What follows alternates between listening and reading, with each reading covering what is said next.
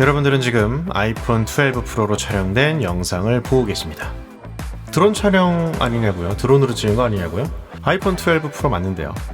어떻게 찍었는지 잠시 후에 보시고요. 12 프로, 노트 20 울트라 카메라 비교 시작합니다. 갤럭시 노트 20 울트라와 12 프로인데요. 아마도 맥스랑 비교하면 좋겠지만 그건 아직 출시 전이라 이렇게 두 가지로 한번 테스트를 진행해 보겠습니다. 이번엔 테스트할 게 정말 많아요. 신기술들이 계속해서 들어가다 보니 영상은 또 굉장히 길어지지 않을까 싶습니다. 자, 지금은 일단 시작은 동영상으로 한번 시작해 볼게요. 4K 30프레임 촬영하고 있는데요. 지금 한 4시 좀 넘었습니다. 마이크 성능도 확인할 수 있을 것 같고요. 핸드헬드로 촬영하고 있으니까 어느 정도의 손떨림 보정 성능도 눈으로 확인하실 수 있을 것 같아요. 일단 둘 다 동영상은 4K 30프레임 촬영되고요. 아이폰 쪽은 4K 60프레임까지 촬영이 됩니다. 일단은 화면상에서는 여러분들 다 알고 계시겠지만 갤럭시 쪽이 좀 화사하게 나오는 그런 부분이 있고요. 아이폰의 경우는 굉장히 리얼하게 나옵니다. 그래요. 개인적으로 저를 미화해주는 이쪽이 셀피는 좀 나은 것 같고요. 어쨌든 현실적인 걸 좀 더 원한다 그러면 아이폰이 좀 더 걸맞지 않나 싶은데, 자, 이번에는 역광 상황으로 한번 와봤는데 이건 아이폰이 좀 잘하는 거죠. 자, 태양이 좀 있구나 라고 여겨지는 건 아이폰 쪽이고요. 그러면서도 얼굴 밝기가 웬만큼 유지가 되는데 갤럭시의 경우는 얼굴이 좀 어두워졌는데도 태양이 지금 보이지가 않죠. 명암 차이를 표현하는 능력, 이거는 확실히 아이폰 쪽이 좀 좋은 것 같습니다. 자, 이번에는 셀피를 한번 촬영해 보려고 하는데요. 여기 뷰티 모드는 지금 오프된 상태라는 거 말씀을 드리겠습니다. 셀피 사진을 나란히 놨습니다. 두 제조사가 지향하는 바가 굉장히 다른 것을 확인할 수 있는데요. 갤럭시는 피부톤을 좀 밝게 올려주는 경향이 있고요. 아이폰은 굉장히 현실적으로 표현이 됩니다. 일단은 옷 질감은 아이폰 쪽이 훨씬 더 현실적이고 세세하게 잘 살려주더라고요. 갤럭시의 경우는 밝게 올려주는 것은 나쁘지 않았어요. 하지만 좀 물 빠진 듯한 느낌까지 줘서 이런 거는 좀 수정이 필요하지 않을까 생각됩니다. 이번에는 역광 상황에서 한번 촬영을 해보겠는데요. 이쪽에 이제 해가 지금 지고 있는 상황인데 촬영하고 있는데 이런 실시간 HDR이 일단 아이폰에서는 반영이 되고 있죠. 갤럭시는 찍고 나야 이제 결과물을 볼 수가 있는데 한번 촬영을 해보도록 하겠습니다. 다시 한번. 자, 역광 상황에서도 한번 봤는데요. 이렇게 좀 노출차가 클 때는 아이폰이 이런 건 표현은 좀 잘 하는 것 같고요. 갤럭시의 경우는 피부톤 위주로 좀 노출을 잡는 것 같죠. 이 둘의 사진 분위기, 여러분은 어느 쪽을 더 선호하시나요? 자, 그 다음에는 인물 모드 한번 촬영을 해볼게요. 갤럭시는 화각이 두 개네요. 근데 인물 모드로 갔는데 아이폰 왜 이렇게 적나라해. 한번 찍어볼게요. 자, 셀피 모드에서도 여전히 아이폰의 그 현실적인 느낌은 잘 전해지는데요. 개인적으로 전 이게 좀 부담스럽네요. 왜 이렇게 피곤해 보이죠? 자, 이번에는 두 스마트폰의 최대 화질을 볼 수 있게 아주 화창한 날 잠수교로 한번 가봤는데요. 자, 먼저 초광각부터 비교를 해볼 건데 일단 갤럭시 노트 20 울트라의 광각 카메라 센서가 더 크고 좋습니다. 일반적인 스마트폰 메인 카메라 센서 크기 정도인데요. 당연히 화질이 좋을 거라고 예상을 했었는데 확대해보니 그 화질 차이가 눈으로 보이더라고요. 아무리 날씨가 좋더라도 센서 크기 차이가 좀 있다 보니까 노트 20 울트라 쪽이 화질이 좀 더 좋게 보였습니다. 자, 그리고 광각 카메라 쪽으로 옮겨볼게요. 일단은 광각 카메라의 경우 센서 크기 차이가 엄청나게 큰데요. 둘 나란히 비교했을 때 일단 전체적인 분위기는 아이폰이 좀 따뜻하게 보이는 편이고요. 그 다음에 울트라가 약간 조금 더 푸른기가 좀 보이죠. 자, 확대해서 보면 그렇습니다. 그렇게 큰 차이를 느끼기는 어려웠어요. 왜냐하면 둘 다 1200만화소로 찍었기 때문인 것 같긴 하고요. 자, 이번에는 망원 카메라인데요. 둘의 줌비가 너무 다르죠. 울트라는 5배 줌이고요. 아이폰은 2배 줌이어서 그냥 분위기만 한번 보셨으면 좋겠습니다. 개인적으로 이렇게 먼 거리를 찍을 때는 5배 줌이 참 편리한 것 같습니다. 배경 압축 효과 때문인지 꽤 멋지게 표현이 되고 있고요. 자, 확대해보면 화질은 이렇습니다. 아무래도 망원 카메라다 보니까 둘 다 메인이나 광각에 비해서는 조금 화질이 아쉬운 듯 하고요. 자, 이번에는 좀 방향을 바꿔서 울트라의 최대 장점이라고 할 수 있는 1억 800만화소 사진도 한번 찍어봤는데요. 날씨가 좋으니까 1억 800만화소의 성능 최대치를 한번 볼 수가 있겠죠. 확대하지 않아도 미세하게 울트라 쪽이 조금 선명해 보이는 느낌이 있었고요. 적당히 확대를 하면 일단은 그렇습니다. 차이가 확실히 보여요. 울트라의 경우는 확대해도 여전히 꽤나 선명한 사진을 볼 수 있고 12 프로의 경우는 화질 열화가 보이죠. 더 들어가 봤습니다. 더 확대하면 그 차이가 분명해집니다. 날씨가 굉장히 좋은 날 1억 800만 화소는 분명한 차이를 만들어주는 것 같고요. 그리고 아이폰 디퓨전이라는 기능이 있습니다. 기본적으로 아이폰은 8장의 사진을 합성해서 한 장을 만드는데요. 거기에 장노출까지 한 장 더 찍어서 합성하는, 그러니까 9장의 사진을 합성하는 디퓨전 기능, 이번에는 아이폰 모든 카메라에 다 들어왔어요. 그래서 언제 그게 발현이 되는 거냐면, 자, 이번에는 디퓨전이 활성화될 만한 좀 중간 조도에서 한번 촬영해 볼게요.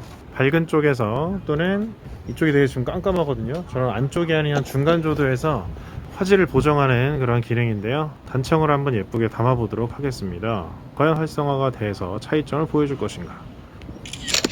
자, 일단 초광각부터 시작을 해봤는데요. 일단은 확대하지 않았을 때는 둘의 색감 차이가 보이긴 합니다만 화질 차이가 크게 느껴지진 않았는데, 확대해보면 중간조도 좀 약간 해가 지기 시작해서 또 미세먼지도 있어서 썩 날씨가 좋은 날은 아니었는데, 역시 센서가 더 큰 울트라 쪽이 디퓨전이 아마도 활성화됐을 것으로 예상이 되는 아이폰보다도 더 화질이 좋게 느껴졌습니다.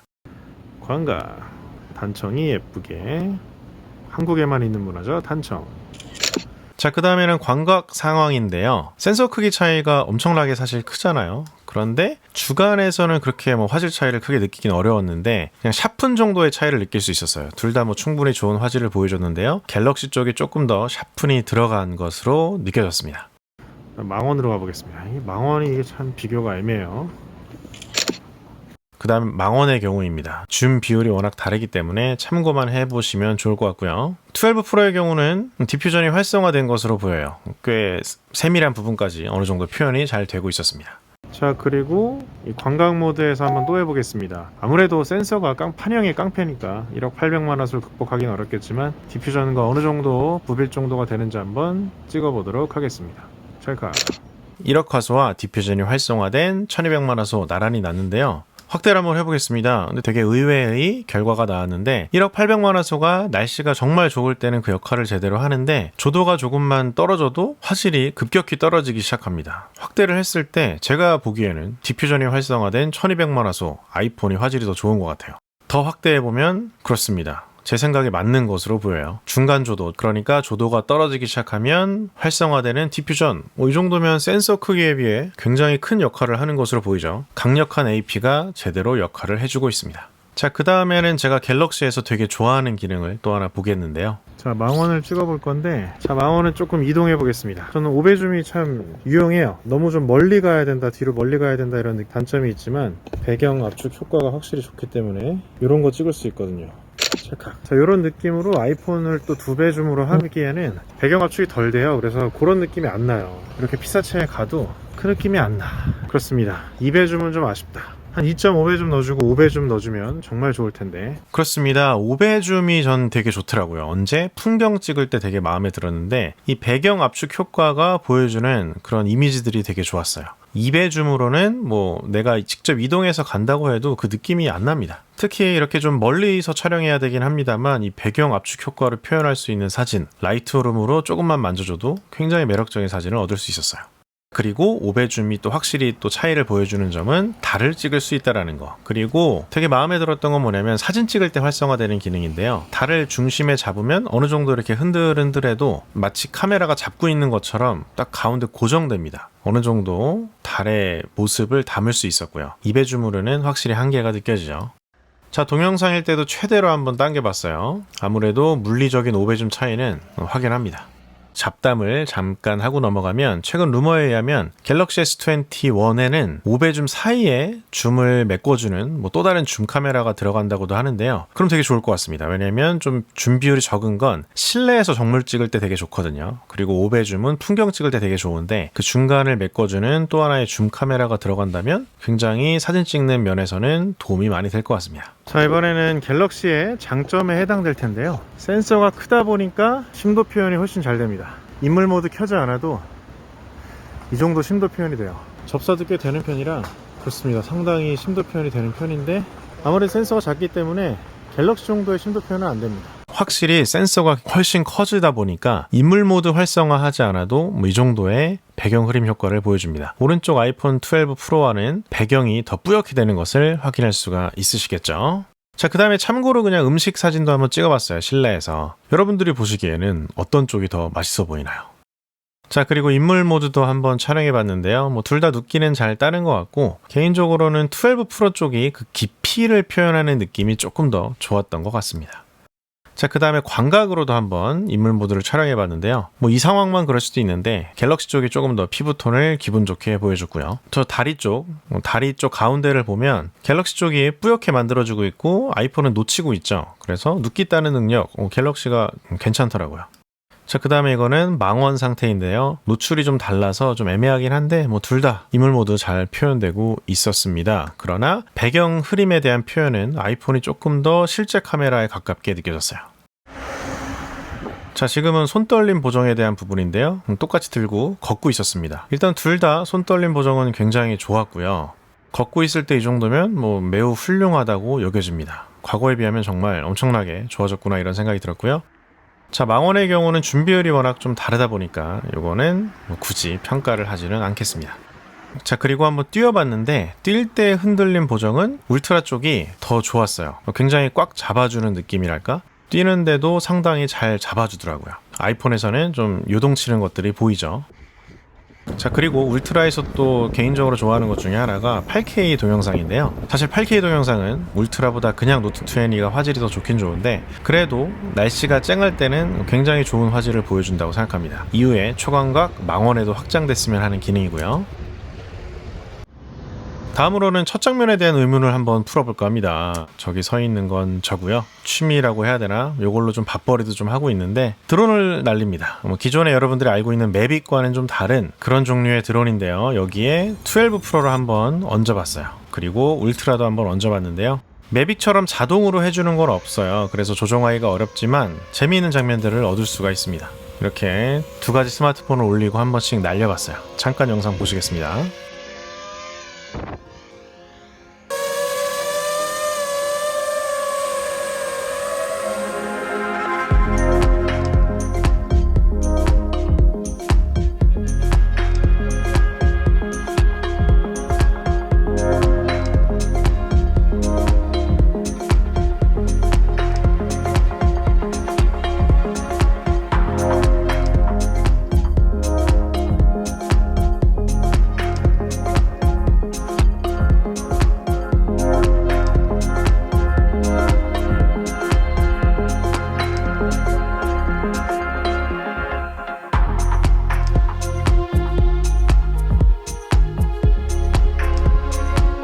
자, 지금은 아이폰 12의 초광각 카메라로 촬영을 하고 있는 건데요. 이게 드론에 올리면 잔진동이 굉장히 많이 발생하거든요. 그리고 움직일 때 지금 되게 부드럽게 보이지만 실제로는 어느 정도 손떨방이 좀 있어줘야 이렇게 부드러운 그 움직임을 표현을 해주는데 제가 느끼기에는 약간 고프로 같다라는 느낌이 있었어요.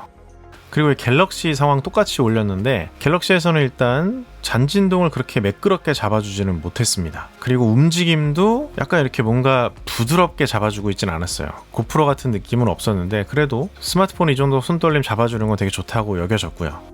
이 둘을 나란히 놓고 비교하면 좀 차이가 느껴지는데요. 아이폰은 좀 미세 진동에 강하지 않나 이런 생각이 들었습니다. 작은 진동. 그래서 여러분들이 뭐 차량에 부착을 한다거나 또는 자전거 이런 데 부착을 해도 웬만큼 손떨방을 좀 잡아주지 않을까 그런 생각이 들고요. 그래서 크기가 작은 뭐 아이폰 12 미니가 또 매력적으로 느껴지기도 하는 부분이었고요. 그리고 또 한 가지는 색깔도 좀 잡아봤는데 아이폰 12 프로의 경우는 60프레임 촬영이 됩니다. 그래서 이런 식으로 약간 속도 조절을 한 번씩 딱 먹여줘도 부드러움을 유지하죠, 영상이. 그러나 갤럭시의 경우는 30프레임까지밖에 촬영이 안 돼요, 초광각이. 그런 이유로 방금과 같이 속도를 조절하면 이렇게 뚝뚝뚝뚝 끊기는 영상이 촬영이 됩니다. 실질적으로 드론 영상 편집할 때 속도를 늘리고 줄이고 하거든요. 그럴 때 도움이 됐고요. 광각의 경우는 렌즈 손떨방인데 렌즈 손떨방의 경우는 이런 식으로 엄청나게 진동이 생깁니다. 자, 그 다음에 타임랩스에 대한 부분인데요. 울트라의 경우는 광각 카메라 하나만 촬영이 되는데 또 촬영 방식이 동영상을 촬영해서 그냥 몇 프레임 뽑아내는 방식인 것 같아요. 그래서 그런지 화질이 썩 좋지 못합니다. 둘 다 1080인데 아이폰 쪽이 사진을 촬영해서 영상을 만들어내는 거라 화질이 훨씬 더 좋았어요. 그리고 카메라 구분 없이 모든 화각에서 모든 카메라에서 타임랩스 촬영할 수 있는데 이게 개인적으로는 굉장히 마음에 들었습니다. 자, 이제 야간으로 한번 가볼까요? 자, 이제 밤이 됐습니다. 수원의 명소에 지금 나와 있고요. 꽤 멋있죠? 화성 행궁이라고 하는 곳이에요. 자, 여기서 좀 테스트를 진행해 볼 건데요. 먼저 플레어 고스트에 관한 부분을 좀 보겠습니다. 자, 카메라 렌즈라면 조금씩은 가지고 있을 수 있어요. 스마트폰들은 대체로 가지고 있는 편이고, 카메라의 경우는 좀 고급 렌즈들은 거의 없다시피 한데요. 지금 초광각부터 시작을 해보고 있는데, 자, 고스트 플레어 뭐 둘 다 존재하긴 합니다. 정도 차이가 있긴 있습니다만. 그 다음에 광각 카메라예요. 일단은 저 둥둥 떠다니는 거 제일 선명한 거. 고스트는 둘 다 있는데, 저 조명을 주변으로 약간 붉은빛 무지개처럼 뭔가 방사형으로 나오는데 광각에서도 눈에 띄었고요. 자, 일반 모드로 한번 저녁에 촬영을 해보도록 하겠습니다. 그래도 나름 꽤 밝은 상태고요. 야간 모드는 끄고 일반 모드로만 촬영해 볼게요. 자, 초광각부터. 자, 초광각 나란히 났는데요. 일단은 확대하지 않아도 뭐 센서가 더 커서 그런지 울트라 쪽의 초광각의 화질이 좀 더 선명해 보였습니다. 확대하면 그 차이가 더 분명해지는데요. 일단은 둘 다 야간 모드가 아니긴 합니다만 센서가 더 큰 울트라의 초광각 화질이 사진에서는 더 좋아 보입니다. 광각으로 가보겠습니다. 자, 광각 사진의 경우는 둘 다 뭐 그렇게 크게 차이가 나 보이지는 않았는데요. 야간에서는 명암 표현을 울트라 쪽이 좀 더 잘하는 것으로 보였어요. 상단의 전등을 보면 그런 걸 좀 느낄 수 있었고요. 확대했을 때는 뭐 그렇게 화질 차이가 크게 느껴지진 않았습니다. 자, 다음은 망원으로 한번 당겨 찍어 볼 건데, 아이고야, 고스트가 그냥 둥둥둥둥 많이 떠다니네. 갤럭시는 그렇게 보이지 않는데, 이 상태에서 아이폰은 저 고스트가 좀 보이죠. 그래요, 아이폰 쪽이 고스트 현상이 좀 심하긴 심해. 이 부분은 좀 해결이 될 필요가 있습니다. 초광각일 때는 안 보이는 것 같고. 자, 그 다음에 망원 사진입니다. 일단은 거슬리는 건 고스트가 좀 여기저기 화면에 보여서 정도 차이는 있지만 아이폰 쪽이 고스트나 플레어에 좀 더 취약한 것은 확인할 수 있었습니다. 아쉬워요. 자, 확대했을 때 화질 이 정도라고 보시면 되겠고요. 자, 이번에는 야간 모드 테스트를 해볼 건데요. 자, 갤럭시는 원래 모든 카메라에서 야간 모드 전부 다 가능했고요. 이번에 아이폰은 전면, 초광각, 광각 이 정도만 지원을 합니다. 갤럭시는 5초가 뜨고요. 아이폰은 2초 뜨는데 좀 늘려볼게요. 아이폰도 그래도 비슷해야지. 5초, 4초 상황이에요. 자, 됐습니다. 자, 초광각 야간 모드인데 확대하지 않아도 울트라의 초광각 화질이 더 좋게 보였습니다. 확대해보면 그 차이가 더 분명해지고요. 아이폰의 초광각 카메라 센서 좀 키울 필요가 있네요. 자, 그리고 광각으로 한번 가볼게요. 광각일 때 갤럭시는 2초밖에 안 뜨는군요. 아이폰도 자동으로 놨더니 2초로 뜨네요. 광각 카메라인데요. 이것도 센서 차이가 좀 많이 나긴 하는데 이미지 품질에도 그렇게 큰 차이가 나진 않았어요. 확대해보면 언뜻 보기에는 울트라가 좀 더 좋아 보이거든요. 그런데 더 자세히 보면 벽면의 디테일한 모습은 12 프로가 더 잘 보여줍니다. 재밌는 부분이죠. 자, 그 다음에 자, 망원일 때 갤럭시 역시 야간 모드가 있는데 아이폰은 야간 모드가 없죠. 뭐 그냥 찍어 보겠습니다. 자, 망원 사진이고요. 확대해보면 이런 느낌입니다. 아무래도 줌비율이 큰 5배 줌이 야간에는 좀 흔들림에 약간 더 취약하긴 한 것 같아요. 자, 이번에는 좀 더 안정적인 상황일 때 야간 모드를 촬영해 보려고 하는데요. 그렇습니다. 충분히 어두운 상황인 것 같으니까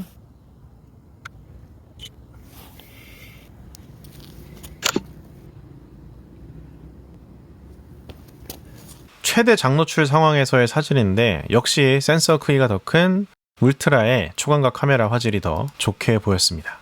자, 최대 야간 모드일 때의 상황을 연출해 보고 있는 거예요. 자, 아이폰은 광각 렌즈가 특히 조건이 좀 까다롭더라고요. 완전히 어둡게 하지 않으면 30초 활성화가 잘 안 돼요. 갤럭시는 쉽게 20초가 나오는데 지금 저 위쪽에 약간 빛이 있다고 아이폰은 22초까지만 뜹니다. 이 정도 하면 20초, 30초 뜰까요? 자, 최대 시간끼리 한번 비교해 볼게요. 더 장시간 노출해서 자, 그 다음에 광각의 경우 아주 최대 장노출에서는 센서가 더 큰 울트라 쪽이 화질이 더 좋아 보이더라고요. 자, 그리고 야간에서 AF 테스트도 한번 진행해 봤습니다. 자, 이번엔 꽤 저조도 상황에서의 AF 성능을 보겠습니다. 라이다 센서가 들어가서 AF가 좋아졌다고 하는데요. 둘 다 초광각에서는 AF 작동하지 않죠. 그래서 의미가 없고요. 망원은 너무 준비가 다르니까 그건 생략하겠습니다. 그냥 광각에서만 테스트 해볼게요. 멀중, 멀게, 중간, 가까이, 중간, 멀리, 중간, 가까이. 좋습니다. 빠르고요. 갤럭시 가까이, 중간, 빨라요. 잘 잡는데요? 그래도 이 정도면 뭐 갤럭시도 진짜 예전에 S20 울트라에 비하면 굉장히 좋아졌다 라고 말할 수 있겠습니다. 약간 더 아이폰이 고르게 빠른 것 같긴 해요. 그렇지만 아이폰 순식간에 잡죠. 아이폰은 좀 고르게 빠르다, 그죠? AF 굉장히 빠릅니다. 조금 더 어두운 상황으로 와봤어요. 가까이, 중간, 멀리, 중간, 가까이, 중간. 아유, 야간에 이 정도면 이 정도면 둘 다 이제 보조 센서를 쓰잖아요. 눈에 보이지 않거든요. 아유, 야간에 이 정도면, 이 정도면 둘 다 훌륭합니다. 자, 야간에 동영상부터 한번 셀피는 촬영을 해보도록 하겠습니다. 스마트폰 셀피 야간, 어느 쪽이 더 좋아 보이시나요? 이쪽에 가로등이 있어서 조금 더 밝은 상황입니다. 이 정도 차이점 볼 수 있겠죠? 자, 주변에 사람이 없는 관계로 마스크를 잠깐 벗도록 하겠습니다. 지금 아이폰이 야간 모드가 들어갔어요. 셀피에도. 네, 야간 모드 쓰지 않고 끈 상태로 먼저 한번 찍어 보겠습니다. 야간에는 의외로 또 갤럭시가 그렇게 또 옷 색깔이 빠지게 표현되지는 않네요. 그거는 또 재밌었어요. 낮이랑은 또 다른데 화질을 보면 둘이 비슷비슷합니다. 썩 그렇게 좋은 화질은 아니고요. 자, 인물 사진도 한번 찍어 보겠습니다. 자, 그 다음에 인물 모드입니다. 인물 모드에서는 갤럭시 쪽이 조금 더 화질이 좋게 느껴지고요. 야간 모드를 한번 가볼게요. 둘 다 2초 떴습니다. 아이폰부터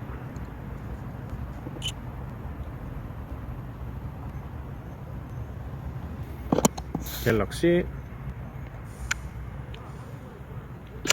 야간 모드의 경우는 아이폰이 그래요. 피부를 좀 더 약간 피부 상태가 안 좋은 걸 더 강화하는 그런 느낌이랄까요? 그래서 야간 모드 셀피는 전 잘 안 쓸 것 같아요. 좀 과한 느낌이 있고요. 사람 얼굴마다 좀 다를 것 같아서 다른 분들의 리뷰도 이후에 한번 참고해 보겠고요. 야간 모드 화질은 갤럭시 쪽이 조금 더 또 좋아 보입니다. 자, 그 다음에 야간 동영상인데요. 요건 좀 되게 의외의 면이었는데 사진은 계속해서 울트라의 초광각이 좀 화질이 좋아 보였거든요. 근데 영상으로 오면 또 그게 바뀌어요. 확실히 아이폰은 영상 쪽에 굉장히 특화되어 있는 스마트폰 카메라인데 확대하지 않아도 울트라가 노이즈가 굉장히 좀 많아 보이죠, 전반적으로. 그리고 확대를 해보면 명암 표현도 아이폰이 훨씬 더 잘 표현하고 있고요. 노이즈도 깔끔합니다. 그런 면에 있어서 울트라의 노이즈가 조금 입자가 커서 썩 보기 좋지는 않았어요.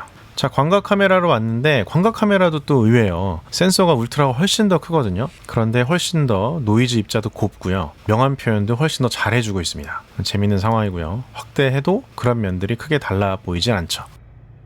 망원도 한번 참고해 보시길 바랍니다.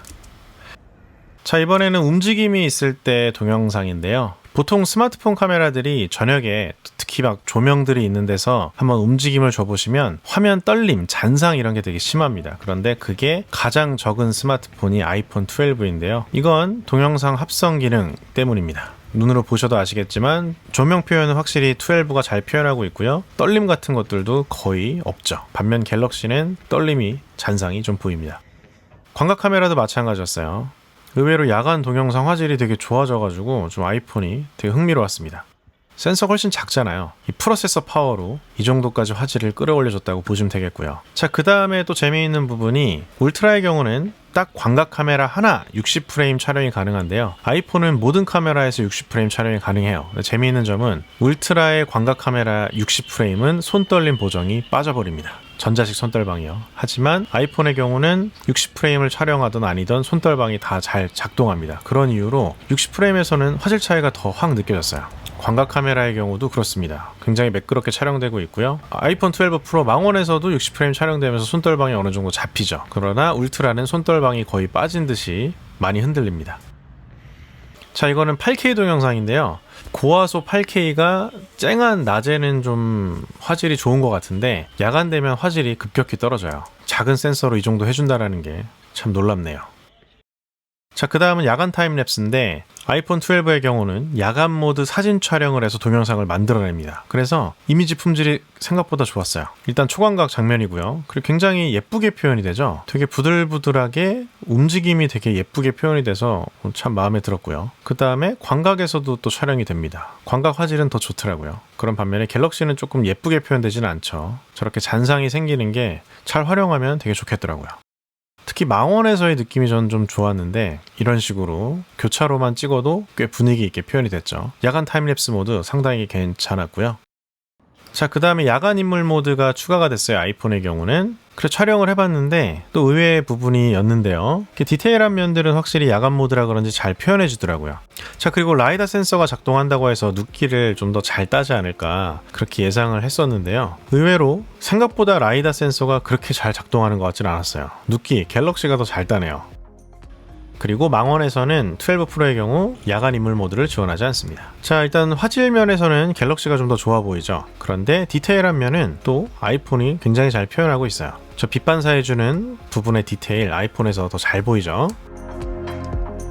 제가 느끼기에는 이 두 가지 카메라가 지향하는 바가 좀 되게 다른 것 같아요. 먼저 울트라 쪽을 얘기를 해보면 스펙면으로 봤을 때는 일단은 거의 끝판왕에 가깝죠. 초광각의 경우 센서 크기가 기존의 스마트폰들이 갖고 있던 광각 카메라의 센서 크기와 비슷합니다. 그래서 그런지 꾸준하게 좋은 화질을 좀 보여줬고요. 그리고 무려 1억 800만 화소의 굉장히 고화소 센서가 들어있죠. 그리고 센서 크기도 참 무지막지한데요. 그래서 그런지 그런 면들이 확실히 보여주는 장점들이 있었습니다. 8K라거나 날씨가 쨍할 때 1억 화소는 분명히 장점으로 보였고요. 그리고 5배줌은 확실히 풍경 사진 찍을 때 되게 마음에 들었어요. 그 배경 압축 효과 때문에 망원 카메라들만이 보여줄 수 있는 그 느낌을 잘 표현해 줬고요. 그리고 동영상에 있어서도 굉장히 손떨림이 잘 잡혔습니다. 특히 뛸 때 되게 잘 잡혔고요. 그와는 다르게 아이폰 12 프로의 경우는 하드웨어적으로는 참 보잘것이 없습니다. 카메라 하드웨어적으로는 크게 변하지 않았고요. 좀 달라진 점이라면 광각 카메라의 렌즈가 좀 더 향상됐습니다. 그래서 저조도에도 도움이 되고요. 화질에도 약간의 더 도움이 될 거라고 생각이 들고요. 그리고 라이다 센서가 일부 간섭을 한다라고 하고 그런 부분이 있는데 카메라 스펙 자체는 사실 별로 얘기할 게 없는데요. 이 스마트폰의 심장이라고 할 수 있는 AP 성능이 카메라 성능을 끌어올리는데 계속해서 도움이 되고 있죠. 그게 제가 기억하기로는 한 아이폰 XS 때부터 좀 눈에 띄기 시작했는데요. 그런 이유로 참 몇 년째 같은 센서를 쓰고 있는 게 참 마음에 들진 않지만 그럼에도 불구하고 AP가 그 부족한 부분을 계속 메꿔주는 걸 보여줄 수 있었어요. 그래서 확실히 노트 20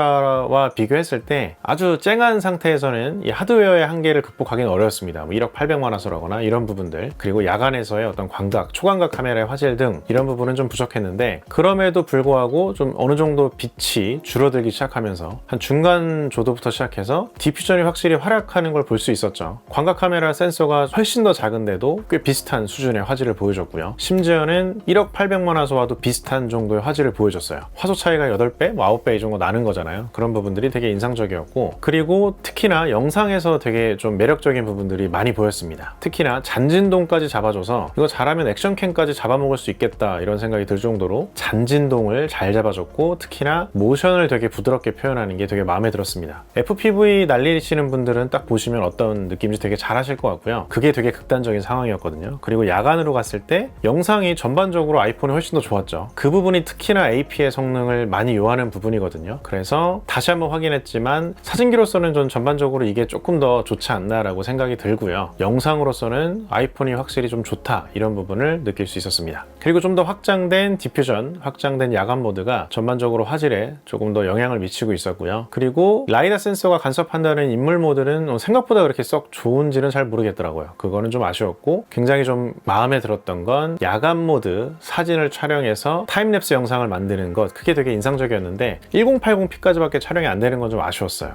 4K까지 촬영이 되면 정말 웬만한 디카까지 씹어먹지 않을까 정도의 생각이 들었는데 그거는 안 되더라고요. 나중을 위해 빼놓은 거겠죠. 답답할 정도로 작은 센서를 고수하면서 AP로 좀 그걸 메꿔주는 모습이 흥미롭게 보이기도 했습니다만 있지만 좀 아쉬운 면이기도 했습니다. 동시에 말이죠. 그래서 그런지 아이폰 12 프로 맥스가 또 되게 기대가 되더라고요. 센서가 꽤 커진 47%나 커진 센서가 들어간다고 하는데 일단은 그게 시작인 것 같아요. 맥스부터 센서를 키워서 나중에 조금씩 키워 나가겠죠. 그래서 이후에 강력한 AP와 더 커진 센서들이 어떻게 활약하게 될지 그런 부분들이 흥미로웠습니다. 그래서 이번 영상에서는 한 이 정도에서 마무리를 지어보도록 할 거고요. 그래서 한 줄 평, 난 사진을 많이 찍고 싶어. 그러면 갤럭시를 조금 더 추천하고요. 사진도 어느 정도 찍지만 난 영상을 좀 더 재밌게 찍어보고 싶다. 그러면 아이폰을 좀 더 추천하고 싶습니다. 셀피 카메라의 경우는 그래요. 둘 다 썩 만족스럽지는 않았고요. 분위기나 어떤 컬러 톤 이런 것들은 좀 호불호가 있겠어서 그런 부분들은 여러분의 선택에 맡기도록 하겠습니다.